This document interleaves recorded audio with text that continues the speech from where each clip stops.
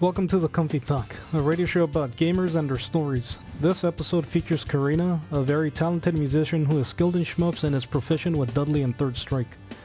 Definitely someone you want to keep your eye out for in the chiptune scene under the name Epilis. You can find all of her finished works on Bandcamp linked in the description. Now it's time to get comfy and enjoy the show.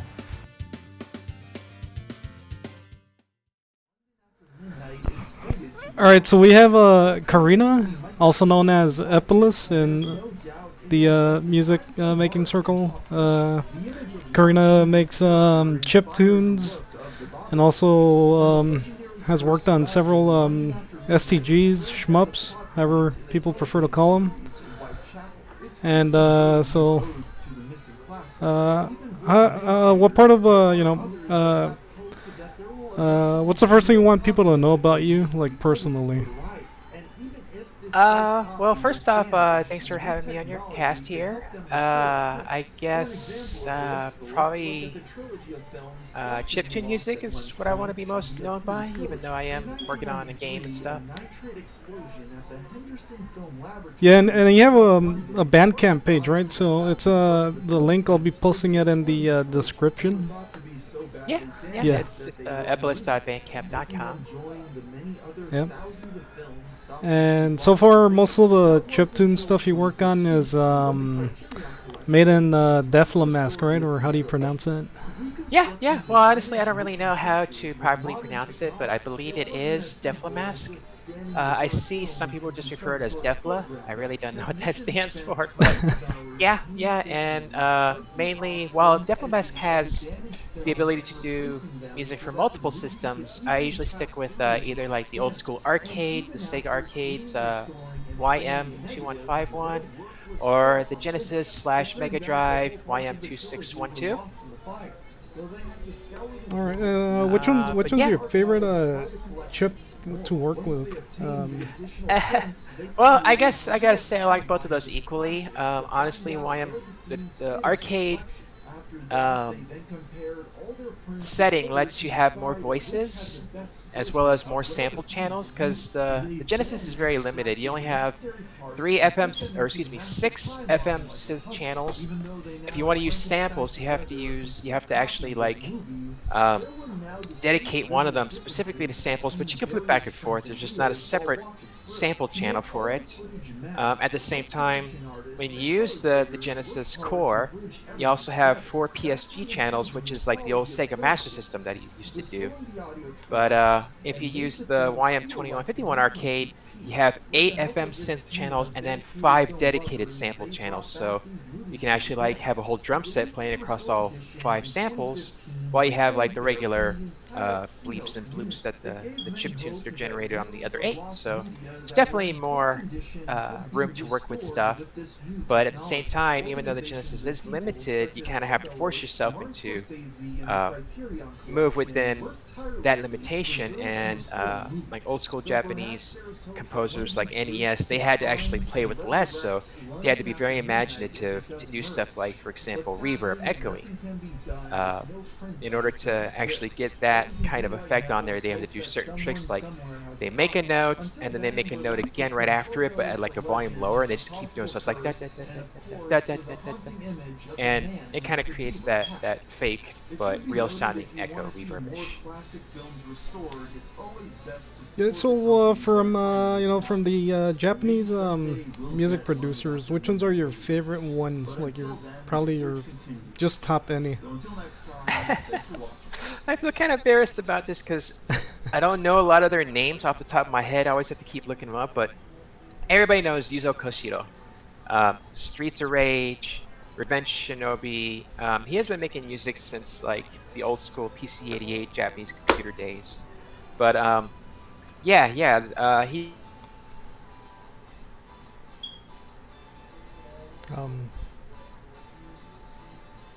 Did your mic cut off? Uh-oh.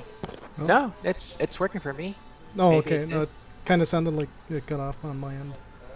Well, I did mute in between parts, but if it happened while I was talking, then it might be your connection. Oh, okay. Oh, all right. Let's keep rolling with it then. All right, Okay. so let's see. Let's get into the the introduction questions here. So, how did you get into gaming? That's gonna be the big one in this. Well, I'm kind of iffy about explaining this because it'll actually give away my age. I'll just start off with when I was very, very, very young. My parents had this thing called an Odyssey 300 or 301. It was just flat yellow plastic that took six C or D size batteries, and it was just it had like two little knobs as well as a bunch of little switches. It was just basically Pong. You would have to hook it up to a TV using RF, and there's just three versions of Pong.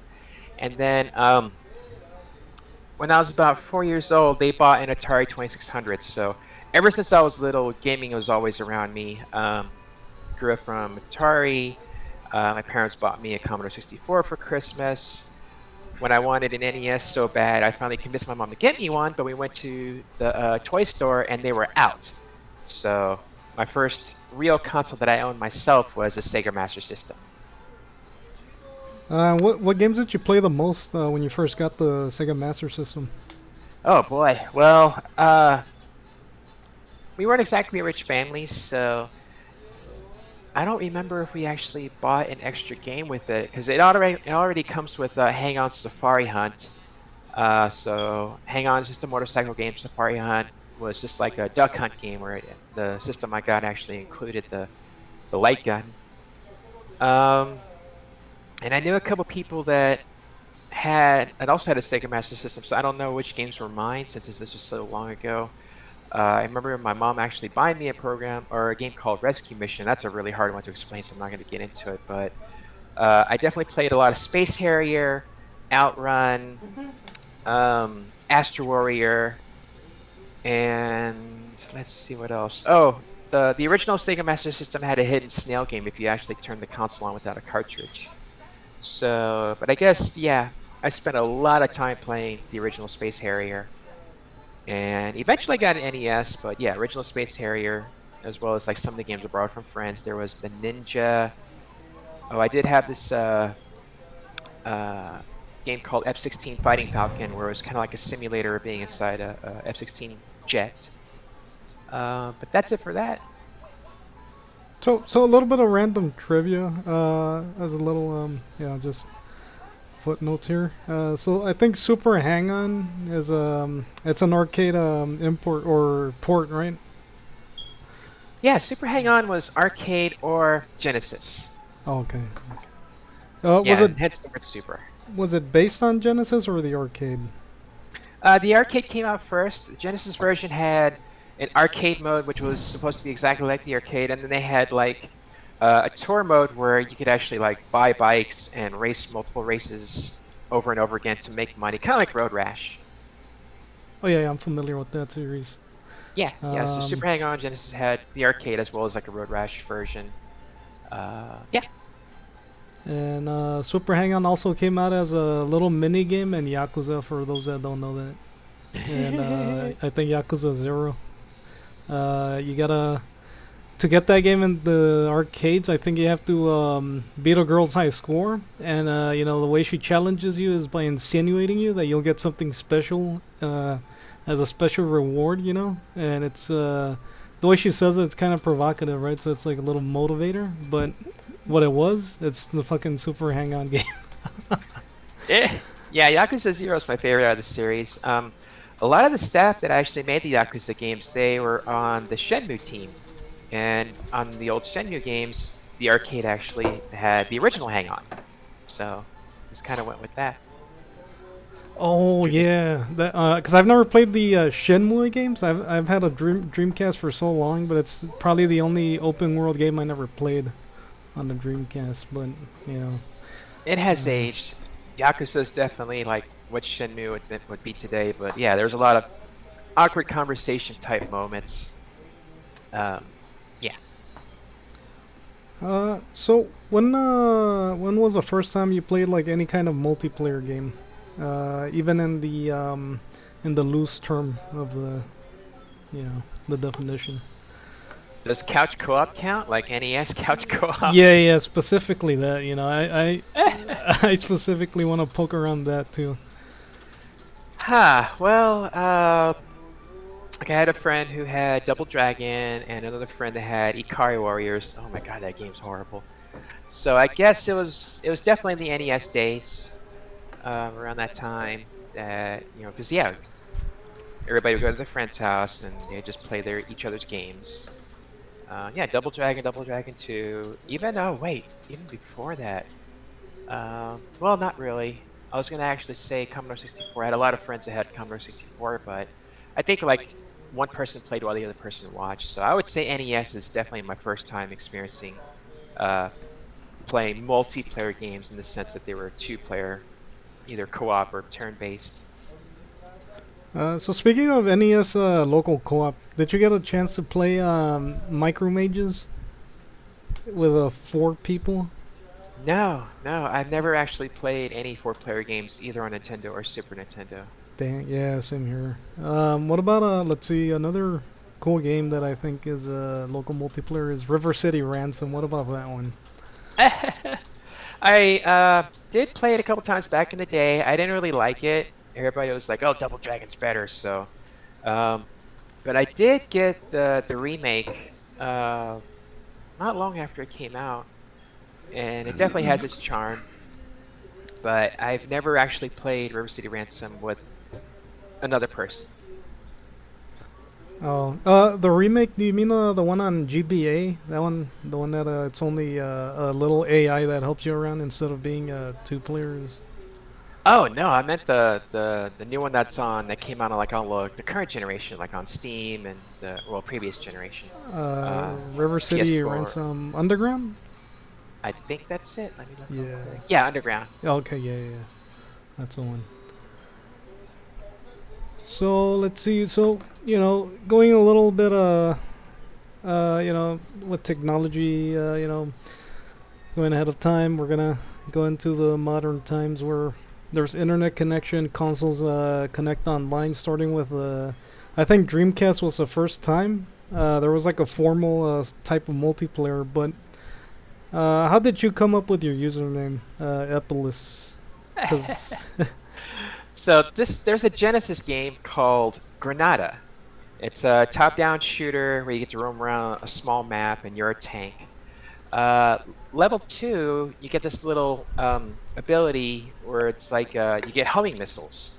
You actually find it on the ground. You can have up to 4 of them, and when you grab it, it actually sounds like the voice says epilis. And I was like, hey, that's actually pretty cool. But what it really says is epaulette, which is a French word, which means like a shoulder thing. Like you see how uniforms have like straight shoulders that have little tiny brushes that hang off of it. And I guess that kind of makes sense because that's what it kind of looks like the tank has. But yeah, it's just it's from that game, and it's just a homing missile add-on. I actually have that like in the intro of one of my videos on YouTube. So, but yeah. I'm gonna post your links so everybody could see. Because you make a lot of great content, especially music is the biggest thing you've contributed to like a lot of communities, right? Oh yeah. I've got like at least 100 songs on my SoundCloud. I can only do at most I have a upload limit, so the most I had on there was like 110 or 112. But I have to delete songs now in order to post new songs. So a lot of the songs got removed, but there's still over 100. And then in my bandcamp, which is mainly making albums, selling albums, not like how SoundCloud is. Yeah, and I strongly recommend people to check out Carina's bandcamp because there's like a bunch of awesome chiptune covers. Like my favorite one's the Contra one. It's the medley of the whole NES soundtrack. And yeah, and also the Soldier Blade, which we still got to get back on that. Yeah, I still you haven't gotta beat featured my our score. score. I have not done that. All right, so let's see. Before we get into your game development history, we're gonna ask you this like very, very, very general question. Like out of your gaming career as a gamer, what are your top 3 games?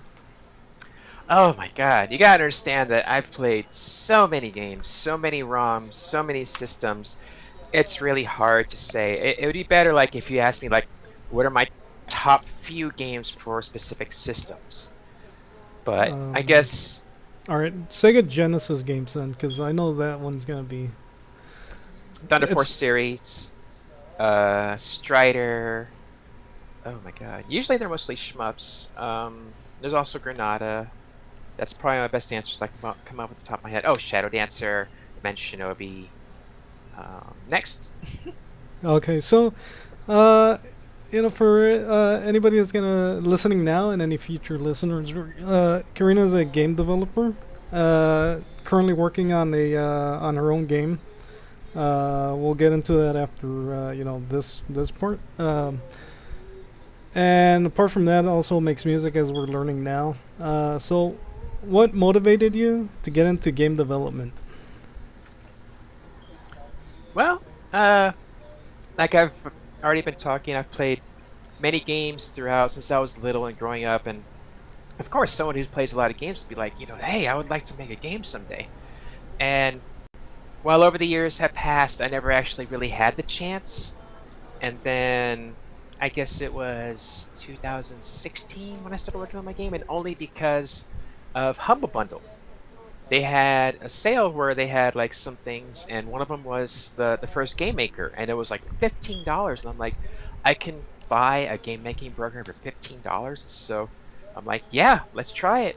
And I've been working on my first game ever since. So I don't really want to call myself a true game dev yet, just because I haven't actually completed my first game, but it's been going. There was actually some point where I had to stop working on it because I had another project going on, the Super XYX soundtrack. But I'm back on it now, and yeah, I was actually working on it right before you messaged me tonight. Yeah. So what do you think about how how easy it's been to just like make games these days compared to like back then? Oh yeah, it's definitely a lot easier. I mean, you've got like Unity, Unreal Engine, and Game Maker, and there's so many engines out there. Um, Even for ones that you can actually make like Super Nintendo Genesis games. There's dev kits out there available anywhere. I mean, even for like Sega Saturn. Back in the day, you would have to actually have the hardware, hacked hardware to program it. You have to have, special cartridge into the console that had like pinouts, wired to a computer. That wasn't as readily available. Anybody with a computer these days can basically make a game for any system, most systems that exist. Or they can, if they wanted to develop a PS5 game for today, they can actually become a Sony developer, and then they'll get all the tools to actually make something for PlayStations. It is definitely a lot easier. That's why indie gaming is like huge scene these days. Yeah. So once you finish your first project, what do you think are gonna be your long term plans after that? Do you think you're gonna like join a big company, or you're gonna like continue on independent projects? How do you feel about that? Yeah, my goal is just to make a few games. I'm not really wanting to become like a dedicated game dev type person. Uh, I feel in the sense like if I did start a company or join a company, it just would kind of think not make things or make things not fun. Um, I've got lots of friends who are who work for gaming companies, and that's pretty cool. They like to do that while they actually work on a lot of personal projects at the same time. But ever since I've been working on this first game, I have to keep going back to music. I just love making music the most.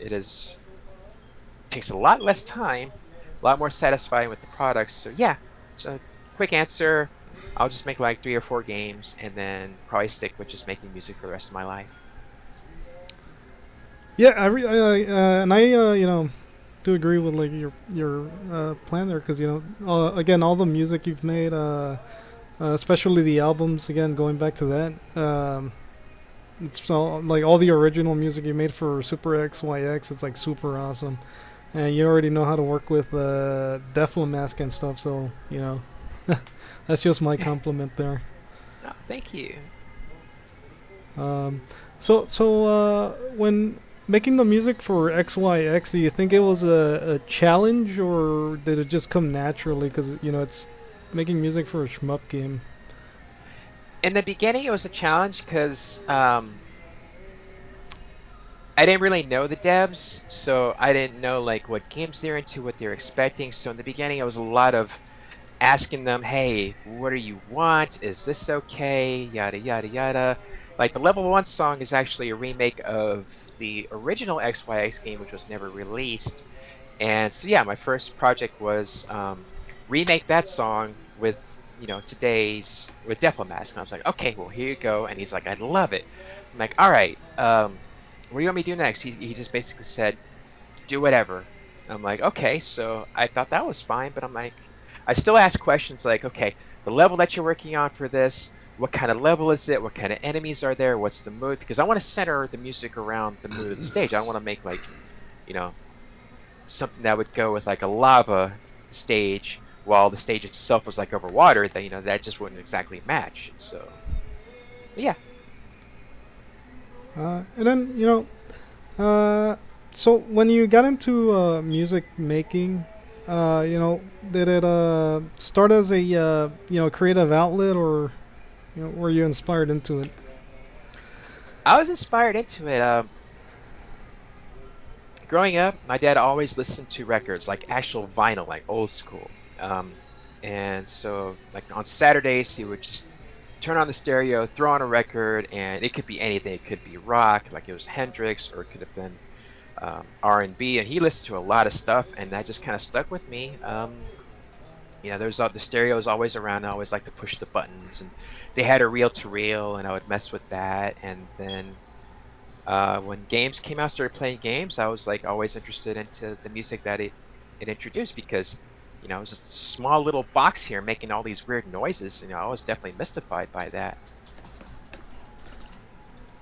So a slightly snobbish question I have. What's the best analog format you found in your experience to sound better? I know you're an audiophile, so um, honestly, there are advantages and disadvantages. I guess if I would have to say my favorite analog technology would have to be reel to reel because records only last like what 17 to 20 minutes and you have to flip the side over, and then that's if you're playing at 33 RPM. So if you play it faster, that means it's going to have to do it. Reel to reels have that warm analog sound, and the tapes are longer, and yeah, and plus I think they just look cooler. But I don't think reel to reels or even cassettes are going to make as big a comeback as vinyl. For those people that don't know, reel to reel, it's basically what it sounds like. It's a pair of reels, right? And then you put them on this setup right here, and then it works like a cassette, but on a bigger scale. I don't know if that's the best way to explain it. Yeah, I think like the width of a cassette tape, the tape itself is probably like 1/8 of an inch, and on a reel to reel, it's 1/4 of an inch. So there's more room uh, for it, but it's basically the same. There's two tracks for side A, two tracks for side B, but the reel to reel my parents had was a 4 channel. Since you could have 4 tracks on it, you could have like front left channel, front right channel, back left channel, back right channel, and yeah, it's definitely more open. Like just basically an open cassette. Um, slightly back into your music background. So what's your favorite instrument so far? Well, I'm a metalhead, so I like guitar and bass and drums. But I guess if you want to go outside of that, if I had the choice for classical music, it has to be on a grand piano. I love the sound of pianos. And then does any of your your gaming or any other hobbies you have bleed into your music making? Well, yeah. Like for example, the Super XYX soundtrack is very metal based. Um, Meshuggah is one of my top favorite metal bands, and so yeah, there's definitely bits hit here and there, and some of the songs and like the final boss song, or excuse me, the true last boss song is definitely totally Meshuggah influenced. A lot of the genty type stuff here, atonal, uh, very well. I didn't really want to do too much with polymeter or polyrhythm, whichever you want to call it, because a lot of people enjoy stuff that's usually in the 4/4 time signature, like 1 2 3 4, 1 2 3 4. And if I started doing stuff like layering different time signatures on top of it, then I don't think a lot of people would get into the music as much. That's just my weird way of thinking, I guess. So what bands have you played in? Hmm.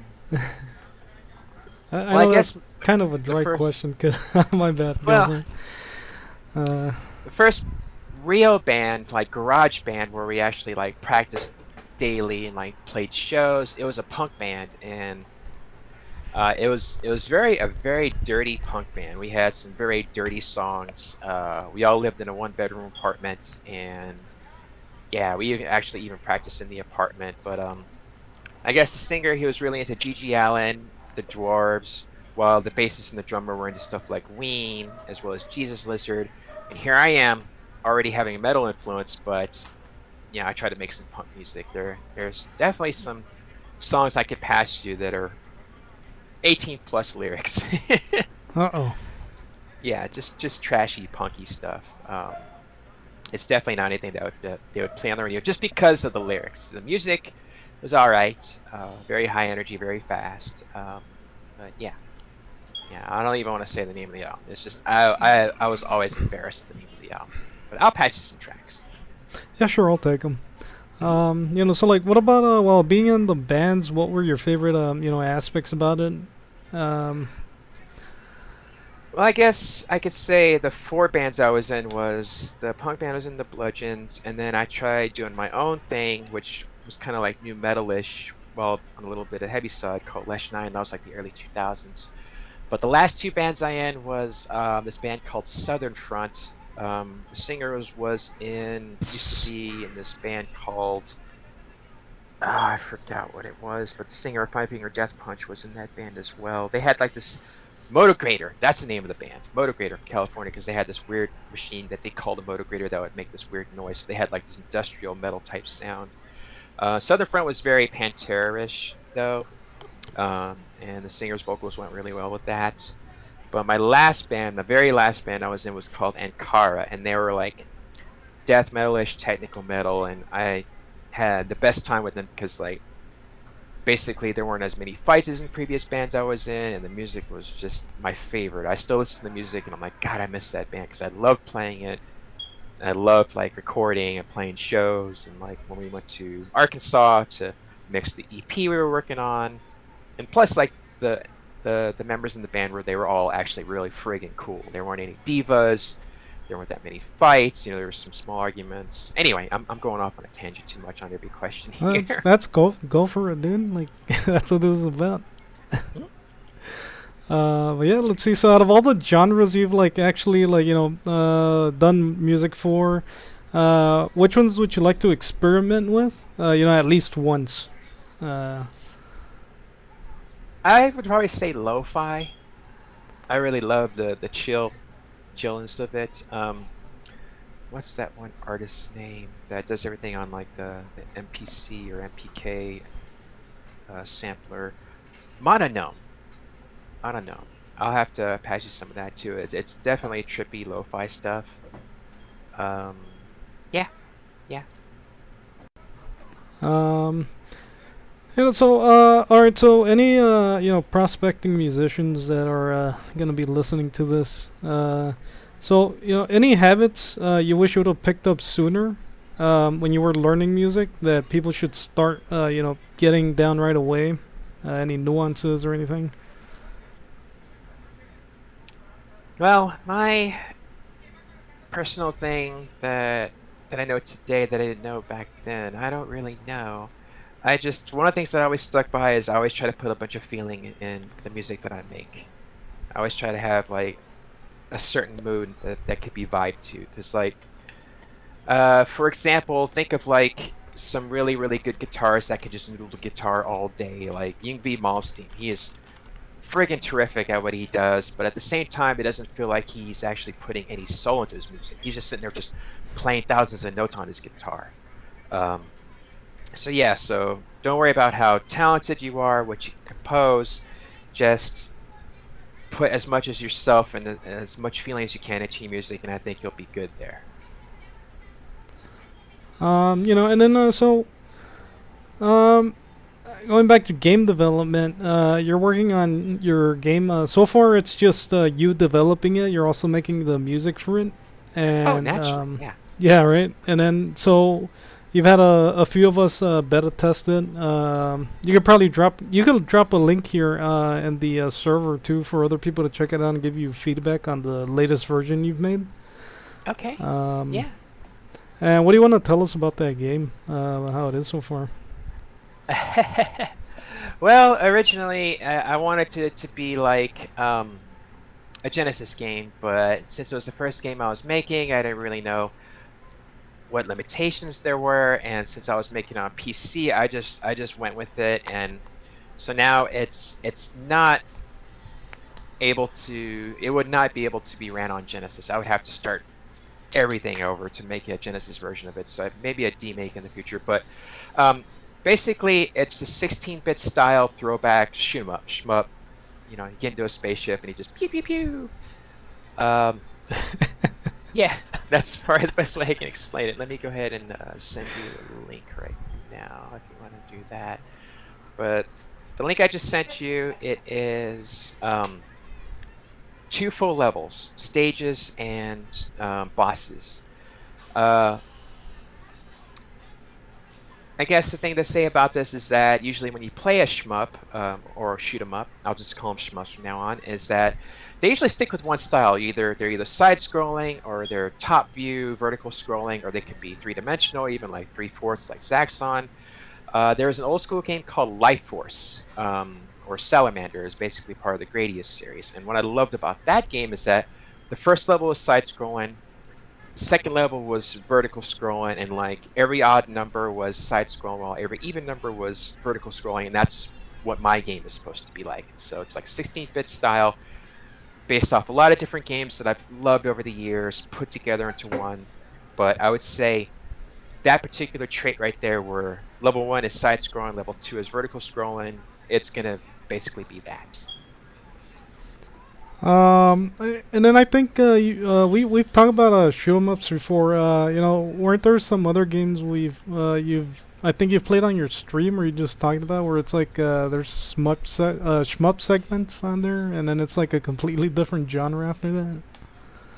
Completely different genre after that? Yeah.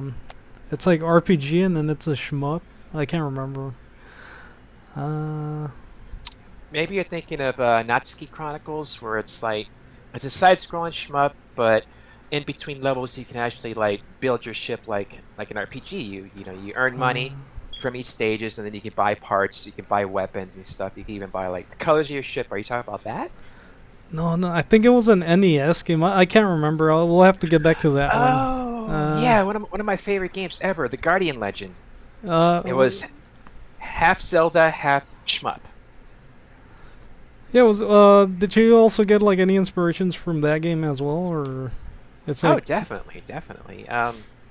In fact, the latest beta of my game lets you choose between like 16 different colors of the ship that you want to play. One of them is totally based off the Guardian Legend because it's orange, white, and black. It's called Miria. That was her name in the Guardian Legend. Um, then, while my game is not going to be like that, I do. That is actually one of the games I really want to make. Is definitely something like the Guardian Legend because yeah, you start off, you're flying towards this planet that's invading Earth, and so it's vertical shooting. And then after you get to the planet, you go down, you start walking around, and it's like the old school Zelda games where it's like it moves screen by screen, and you can, you know, find weapons and stuff. Yeah. Yeah. What would you say are the well? Actually, you mentioned Salamander was like the biggest inspiration for the concept, right? Of Alpha Centaurus. We didn't even mention the name. Yeah, the game is called Alpha Centaurus. It's gonna be Yeah. available for PC for at the moment, Yeah. right? Yeah. At the moment, I'll worry about porting it to different consoles once I actually get the game done. So it's definitely not ruled out that it's going to be PC only. Um, But as in life force based, I wouldn't really say that. One of the things I learned being a musician is that when you want to make your own band, instead of like copying another band, create something from like the biggest influences you know. So like my game, for example, the level switching is based off of Life Force, but the ship and its abilities are based off Thunder Force. So yeah, it's basically like a lot of the games I love, the things that I love from a lot of those games put together into one. And what's been your experience as for as long as you've been working on the project? What's been your experience just being the only person working on it? Oh my god, I have this bad habit of biting off more than I can chew. So, as you know, I was previously a musician. Going into this, I had the only sprite development, I guess you could say, is playing Minecraft because I would just do art in Minecraft, and I actually built some really cool houses, like make some carpet and stuff. But yeah, and luckily my job gave me a lot of command line experience, so I was pretty sure, not pretty sure. It was easy for me to learn how to do some game code language. So, but yeah, um, probably the biggest challenge I have of it is making sprites, making the graphics for the game. I can make enemies, I can make ships, but oh my god, I still have to learn how to make backgrounds. Because you can't have some games get away with like the same thing scrolling, but for a space shooting game, stuff's gonna have to change, stuff's gonna have to move fast, so I have to worry about how detailed I want it. Because if it's only gonna be on screen for half a second, then I don't want to like put like a month's work on one little thing. Um, but yeah, yeah. So that's not exactly your question, but yeah, doing the music, doing the graphics, doing the programming, those are the three major things. Honestly, the hardest thing I would say about being a game dev is making stuff up for the game. Unless you actually have everything already in mind, which I kind of do, but at the same time that it's written down in concrete. The hardest part is definitely like coming up with stuff for the game. So like since like you have like a lot of like influences and stuff for your game, is it hard to like commit to like one idea for it or yeah. Well, everybody works differently. Some people will find out what other game devs do and try to come up with something. Me, I'm all over the place. Like, I should really be working on level 3 right now, but I just get an idea and I go with it. What I'm working on right now, which I'm going to release once I'm done with it, is a boss rush. And, but yeah, I've got like 6, 7 more levels to do. Um, Sorry, I kind of forgot the question on that one. It's okay. So you essentially got the whole storyboard set up for like the entire thing, right? Or do you plan to make changes as you go through developing the game? Well, as you learn in life, whenever you make plans, they never go 100%, so plans always change. While I have like an end goal of wanting to make a shmup game in the end, I don't have things set to where I'm gonna stick with it because something could happen, something could change, so things could definitely change along the way. As for the levels that currently exist, the only thing I plan on doing with those is improving the graphics. But yeah, yeah, basically I already have like a story set, which may not exactly completely change. It'll most likely expand in the future. Do you plan to keep this like a solo project just for your, like putting yourself into it, or do you plan to have people on board as well in the future? I honestly would like to have a dedicated pixel artist that could fix the things that I make for like the enemies and the bosses and the ship and the graphics that I make, but I definitely want a dedicated pixel artist to do the backgrounds themselves because we're talking, huge things. And um, so it's not like I want to stay working by myself. I definitely would like to have someone, but everybody, has their own goals and such. They want fundage. I'm trying to do where I plan on not having like a Kickstarter or GoFundMe because I basically got everything I need to make it. I just need the graphics for it. Um, so yeah, not exactly closed off to have anybody work on this, but at the same time, I think it's really cool that I'm working on it by myself, but I'm not exactly closed off to it, of having anybody else work with me on it. Has there been any, just, help, basic help and stuff? Any people that help you move the project slightly forward at the Oh moment? yeah, oh yeah, like Super XYX was made in Game Maker Studio, which is what I'm doing. So if I have a really have an issue or a question, I can always ask Team Grab Answer Fox for help, or just I try not to ask anybody as much as possible because there's so many resources out there. There's YouTube, Game Maker has their own forums, there's Reddit, and just simple Googling. I have basically survived only because of that, and have only once had to ask Team Grab Answer Fox for help on one thing, which they helped out, and even though they didn't ask for it, I paid them for it. Oh my god. Yeah. It's kind of weird, right? Like, even though they're not expecting it, the appreciation's like right there. It's enough that you like want to give them something a little extra. Oh yeah, yeah, because I mean, I've always wanted to make a game since I was a teenager. Now I have that ability, so it's like a dream goal of mine, and if anybody helps me with it, I'll be so humble to them for it. Um, Anyway, so Alpha Centaurus, all right. So this one's gonna come out of the blue. So like, how are you feeling about the project like so far? You know. Well, they say you are your own worst critic, so of course I think everything can be better. I think the music could be better. I think the graphics could be better. I think the game itself could be better overall. Um, but like how I do with music, I try to put as much feeling into it. As long as I stick with that making this game, I think I can have something at least a little decent. If one person out there thinks my game is, excuse my language, badass, I will be happy. If someone out there thinks the game is badass but also inspires them to become a game dev, that's like the total awesomeness right there. Yeah, because that's the that little quote: the greatest form of flattery is imitation, but not necessarily imitation. Because of course, inspiring somebody, it's like you get their ideas going because they saw something they liked and they're like, oh my goodness, maybe I could do something like this. Yeah, That's the goal, right? that's basically how it happened to me. Well, in a sense, because that one game, Dusk, a Feudal Tale, was that game? That was made by one person. And then there's Axiom Verge. That's made by one person. And when I learned that, I was like, oh my god, one person made that game and another person made that game. That was just like, that right there told me that it's possible to do everything yourself. So um, I figured it'd be really hard to find someone to help anyway because I have no experience, no previous games I worked on. I'm going to have to do this myself, and that's why I'm doing it myself. I'd like to congratulate you on that, to be honest, because like, how many people like actually just do that and then actually like get the ball rolling.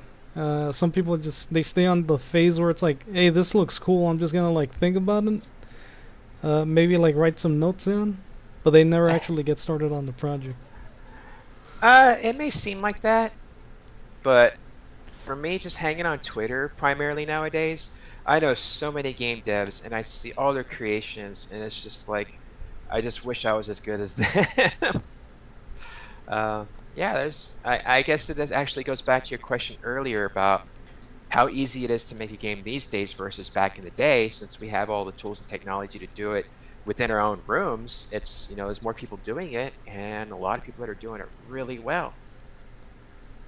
And I don't mean to criticize anybody, but do you think like we have too many tools, people get spoiled, and then they it's either too much of a game or like too little? I wouldn't say spoiled. I would say overwhelmed. Oh, okay. Yeah, Like that's a like better you word. get into something for the first time and you have 1,000 options. Like, oh my god, what am I gonna pick? Um, so yeah, I guess it'd be a good question would be to ask other people, or find out what's the most popular and probably go with that.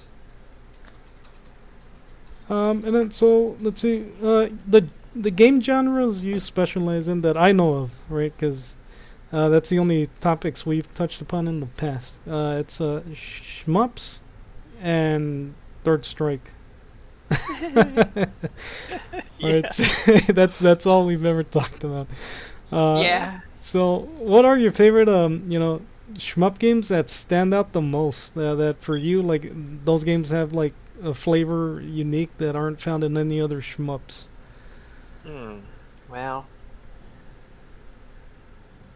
Ooh, that's a heavy question. I can just basically list my top shmups. There's Zanuck, which was on the original NES as well as MSX. The Guardian Legend, which we talked about already. Life Force, Thunder Force. Um, yeah, and there's like multiple Thunder Force games. Um, but I mean, I guess a staple of Thunder Force would be you have a ship, you have a slew of weapons. You can pick up 5 different weapons, and then you have like the drones, and you can switch between them. Versus while other games, when you grab a weapon, you're stuck with that weapon until you grab another weapon. Yeah, and then Thunder Force 5 on the PS1/Saturn, or PSX, if people still call them that these days. There's this weapon that's called Free Range, and while it's basically kind of like a homing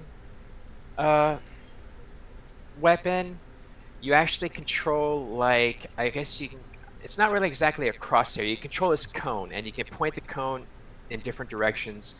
And if you have an enemy inside that cone, whenever you shoot, it'll just like straight shoot a laser right to them. It's called Free Range, and that's like one of the most unique weapons I've ever seen in a shmup. And that's only in Thunder Force 5. I've not seen any other games use that weapon whatsoever. And I think if they did, they'd be like, oh, they just copied this from Thunder Force 5. And then would you consider run and guns shmups, like Contra, and then like a derivative subgenre? I don't know what genre. What's that game called?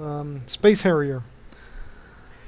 Space Harrier is a rail shooter. Okay. Same with like the first Panzer Dragoon games. But yeah, to answer your question earlier, not only was I into shmups, Third Strike has actually ruined me to where I'm not really interested in any other fighting games anymore, but I played tons of fighters before that.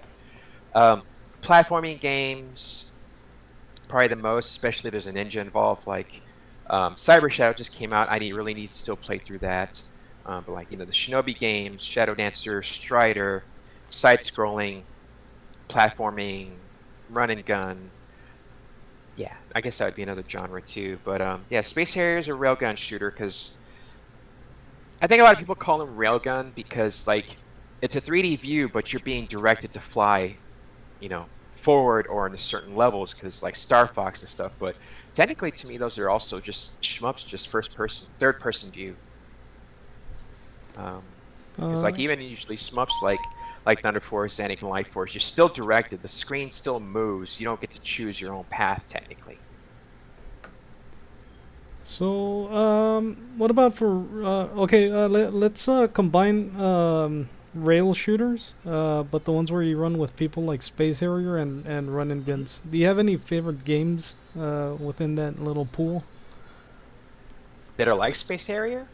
Space Harrier, run and guns like Gunstar Heroes. Yeah.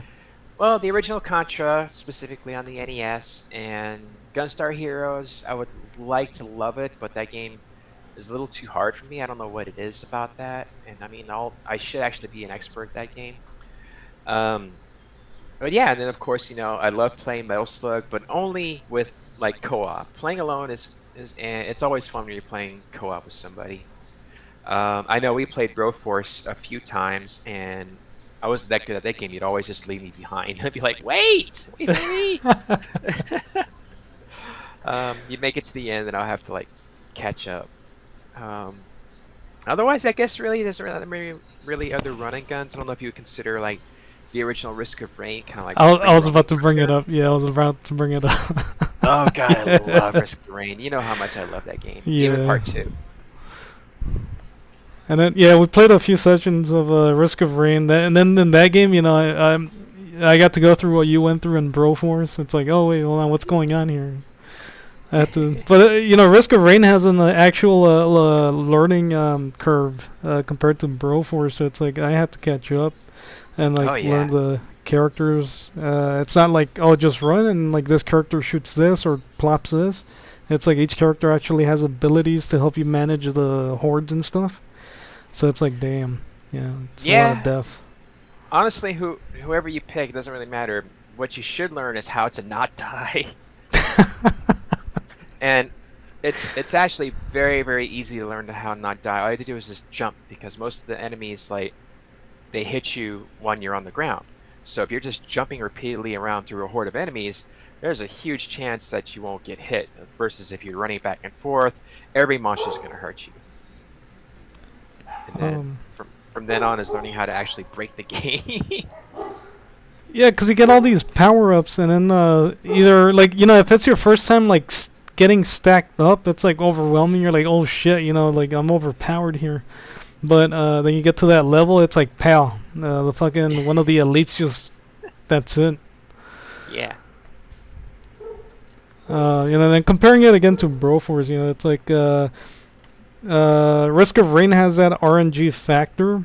That makes it hard to predict how each level is going to play out, where in Broforce all the stages are already set. Everything's like, okay, it's like Metal Slug basically. But Risk of Rain's like, every time you play the first level, it's not going to play the same way every time. Nope. It's definitely, I don't think roguelite's the right word. It's random generating levels, even though the levels are the same. Procedurally generated, they like to call it in those circles. Yeah. So, how did you get into Third Strike? The Daigo video.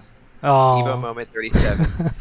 And what's funny is that when Third Strike first came out, I didn't like it because it didn't look like Street Fighter Alpha. It didn't play like Street Fighter Alpha. I really loved the Alpha anime look. And like years later, I wandered into a laundromat and it had it there, and I started playing it. I picked Akuma, and the first person I fought was Elena, and she's rotoscoped. That's how they made the sprite for her, and I really loved it, but I still couldn't get into it because it still didn't play like Alpha or look like Alpha. And then I saw the Daigo video, and I'm like, oh my god, I have missed out all these years. I would be so much of a better player today if I gave the game a chance back then and saw the parry ability. And then we're gonna go a little deeper into the game dev stuff. So, what's rotoscoping? It's kind of like motion cap. It's. I honestly don't know how to explain it, but if you notice the way Elena moves, how fluid she is, it's mostly capture stuff versus all the other sprites in the game were drawn, part by part. So it's like they had a reference to use technology to get her sprites into the game, then painted over that. So it's just the way she's animated. I really don't know any other examples of rotoscoping in games, though. Because I know that's how they make some of the sprites in the SNK games, but like another way to probably compare it to is how the old school Disney princess movies were made. Mm-hmm. Yeah, so they just I don't know. Well, I don't know how the process is, but or how to refer to it, but like they record the lady like doing the motions, and basically what Carina said, they just draw over it, and that's why it looks like Uncanny Valley. It's like, what the hell? Speaking of rotoscoping, for specifically Elena, rotoscoping or retroscoping. Retroscoping. So, Van Halen, the original singer, his name's David Lee Roth. In the 80s, he had a solo career, and one of his songs was called Just a Gigolo. And the video he made for it, there's this one part where he's dancing around in front of an elevator, and there's a lady who had like the bellhop stuff on. She does a certain pose. Well, apparently, like, one of Elena's wind poses was rotoscoped off of that section of the video. It'll take me a moment to find the GIF for it. Oh wow, yeah, I actually didn't know that. Yeah, I found it already. Oh shit, yeah. Like, let me get a link to that, and then I'll. I need to find a GIF of it first. Or you can send me the video too, if anything, the timestamp.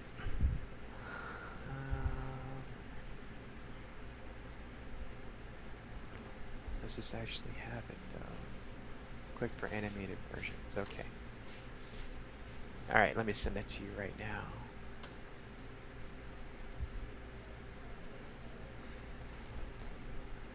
Oh, it's not an elevator. It's stage doors. So what characters did you experiment with before settling on Dudley? Well, I actually played Street Fighter 2 like when it first started appearing in the arcade. That's how old I am. So back then, my first character was Guile. I didn't really know the difference between charge characters and stuff. I just stuck with Guile because I thought his hair looked friggin' cool. But then I moved on to learning everybody else in the game, and I basically stuck with Shoto. So Third Strike came around. Akuma, I was way into Akuma because of Alpha, so I tried him first, and then since I could play Akuma, I of course could play Ken and Ryu. And then just one day, one of my old best friends that I'd known for years was like, "Hey, why don't you try Dudley?" And I'm like, "Okay." So I started going with Dudley. He's like, "Yeah, stick with Dudley." So I stuck with Dudley. And yeah, I would say probably around 2016, maybe 2000. No, even earlier than that, because we were playing on GGPO, and I started using Dudley back then. And Oh yeah, it's called Fightcade used to be called GGPO. well, no, Fightcade uses GGPO. Oh, okay, that's. Yeah, the GGPO.net was actually made by the guy who wrote GGPO, but I think from the one time he got DDoSed, he decided to call it quits. And at the time, besides GGPO, there was another place called Supercade, which is basically Fightcade now. Supercade was a different group of people made by Damned, I think, and I don't want to get into that. But yeah, Fightcade uses Final Burn Alpha emulator using the GGPO netcode. And yeah, basically, for those who don't know, Fightcade is a netplay emulator that just basically lets you play online using rollback netcode, which has become it's gotten popular and it's becoming the standard in fighting games. Yep. I think some games that were released before its popularity are getting it. One of them is Guilty Gear XX and King of Fighters 2002, which are both on Steam right now. Yeah. And let's see. So, like what about like for your competitive, experience in Third Strike? How did you get into that? There's an arcade here called Arcade UFO, and they have dedicated Third Strike candy caps, like Japanese ones, with chairs you can sit down on. Yeah, I learned about it because someone joined where I work at, and I learned that he owned an arcade, and I was already playing Third Strike a lot by then, and I found out they have Third Strike at that arcade, so I started going there, and Austin, Texas has a pretty strong Third Strike community that represents the state of Texas. There's also Houston and Dallas, so these three places, cities, definitely represent the Texas Third Strike scene. So I ended up being lucky that living here in Austin, that I found that place, and that place has a strong scene for it. And then out of all the people you've played, would you be able to name the people you consider your rivals?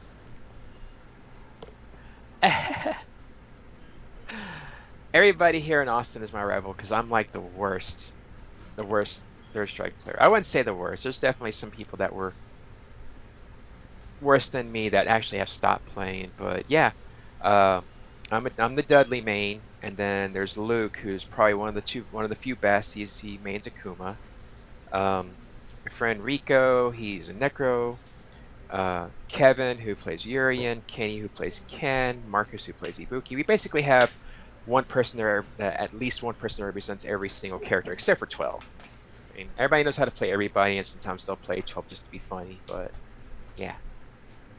Not sure if that answers your question. Yeah, it pretty much does. So everybody learns from each other because it's like it seems like it's a tight community you guys got there. Yeah, totally.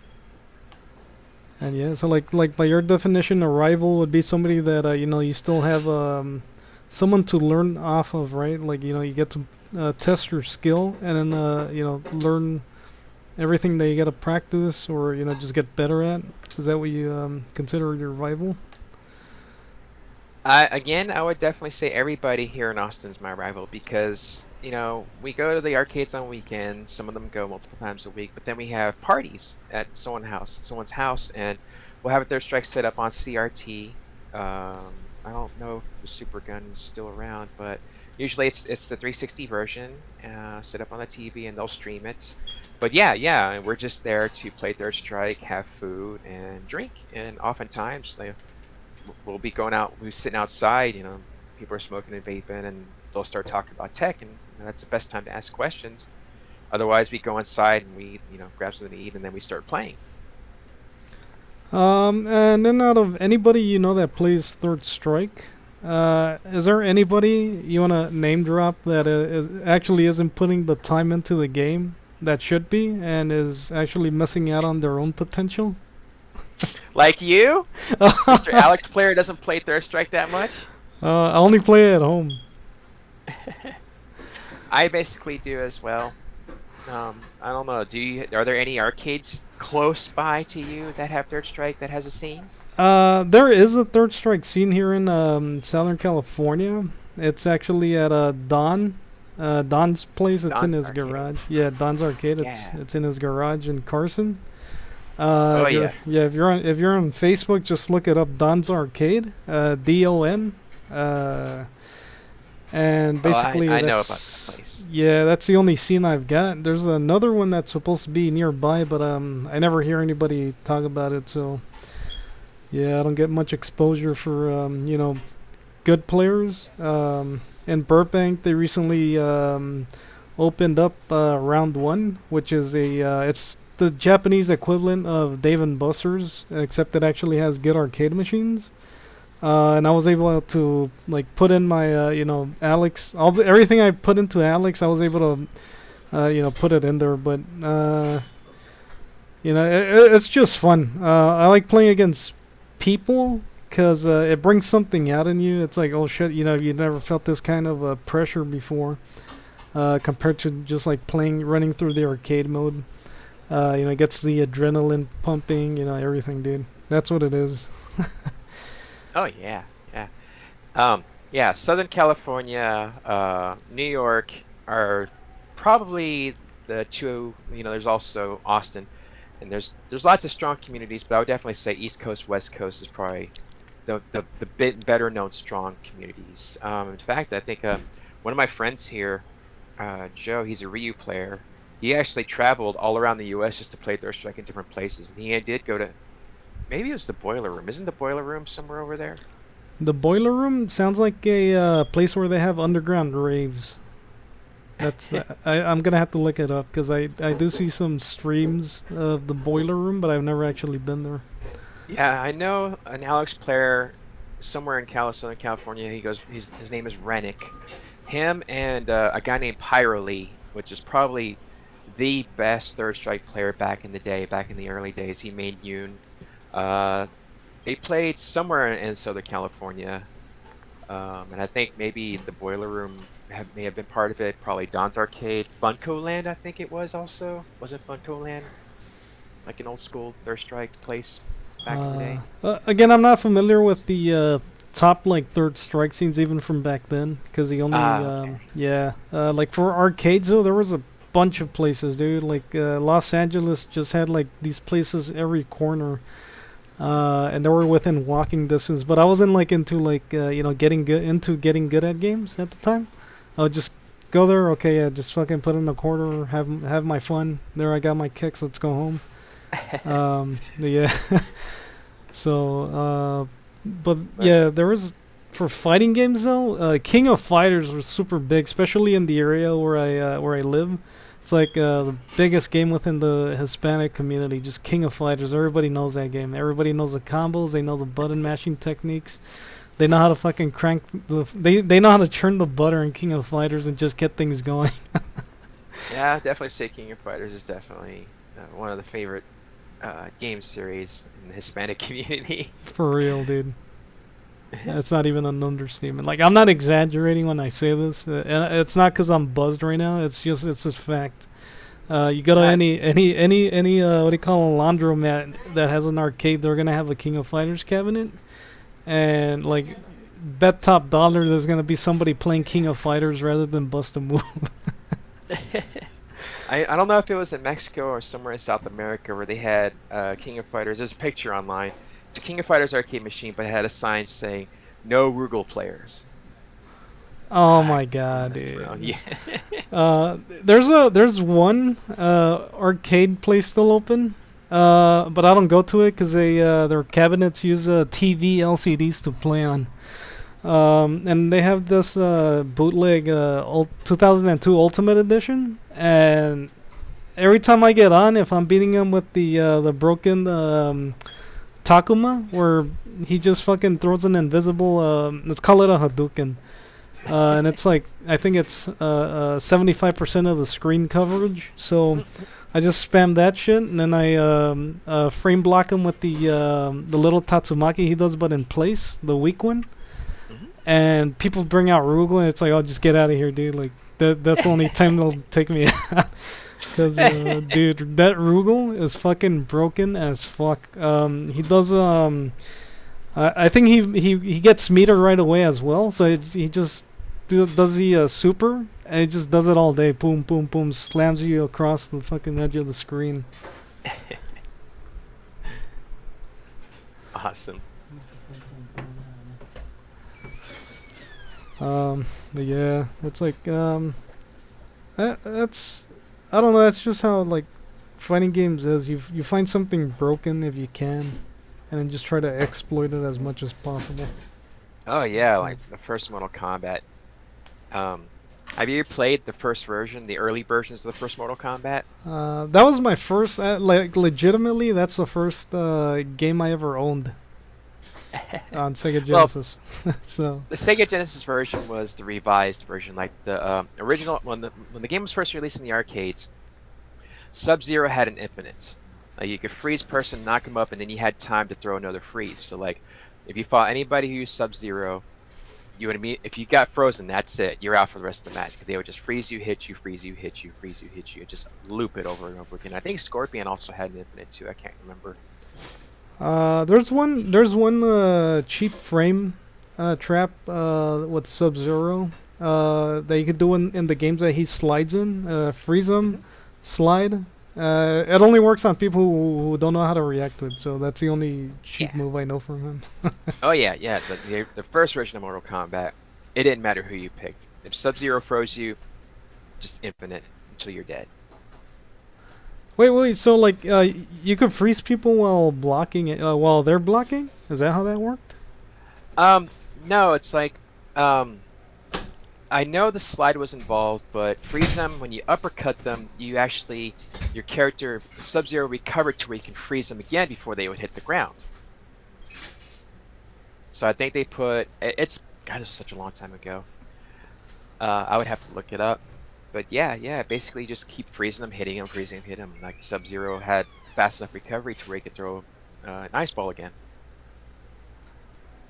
Let's see, because in Trilogy, there's several characters that are like broken in that kind of way too. Oh my goodness, I'm not even gonna get started on Trilogy because I don't have the headspace for it right now.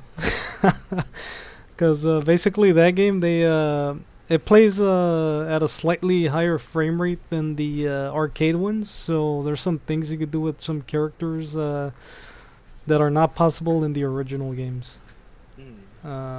Like one of them, I want to say it's Rain, where you kick someone across the screen and then they just warp on the other side, and then you just do some other stuff and rinse and repeat. Yeah. And I don't know, like, other than that, like, Street Fighter has the cross-ups and stuff like that, but I don't know if they had anything broken in that sense. Yeah, I played a lot of Mortal Kombat back in the day, but I didn't really stick with the series all too much after Ultimate 3, maybe. Yeah, once it went 3D, I kind of didn't really do all too much. stick with it. There's a Twitter account called pictures of the MK4 cabinet, and they just upload random pictures of the MK4 cabinet. I don't know. There's a daily Quan Chi. Yeah, that one. Daily pictures of Quan Chi. Yeah, I follow that account. That's a pretty funny Twitter account. I think that's one of the cool things about Twitter is like you can make anything and just feed off of that. Yep. Yeah. So, are there any shout outs you want to give out before we call it in? Oh wow. Well, definitely thanks to Team Greibanzer Fox for giving me the opportunity to actually write the soundtrack for Super XYX. I wouldn't be anywhere where I am today because of that, in popularity, especially.